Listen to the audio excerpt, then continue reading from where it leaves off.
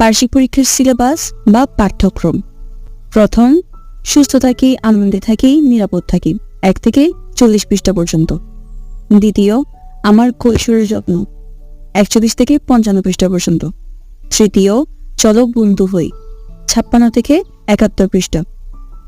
চতুর্থ, চলো নিজেকে আবিষ্কার করি, 72 থেকে 88 পৃষ্ঠা পর্যন্ত।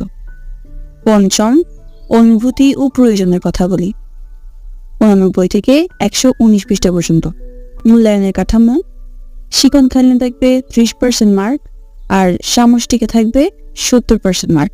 এরপর শিক্ষণকালীন মূল্যায়ন, কাজের বিবরণ ও নম্বর বন্টন।